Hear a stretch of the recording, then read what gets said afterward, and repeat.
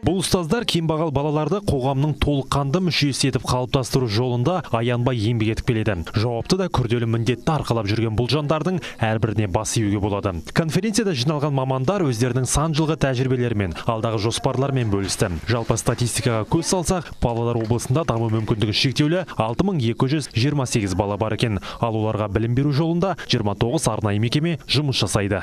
Бізден алған мектептен алған білімді баладар әрине сол қоғамның бір мүшесі болып шығады. Оларға осы арнайы мектеп өте көп көмек келеді. Ерекше білім беруге қажеттілігі бар балаларды оқыту жүйесінің де өзіндік ерекшелігі бар. Білім берудің бұл түрін дамытуда мамандардың ғылыми тәжірибелік ізденісі, шетелдік әріптестерінің зерттеулерімен танысулары қажет. Ұйымдастырылған шаралар арқылы педагогтар өз тәжірибесімен бөліседі, туындаған сұрақтарына кеңес алады. Конференция барысында бірнеше секциялық жиналыстар ұйымдастырылып, ұстаздар арнайы білім беру мекемелерінің жұмысын жетілдіру жөніндегі арнайы әдістемелік ұсынымдар қабылдады. Қуандық Танабас, Досымбек Тоқай, Ертіс Информ.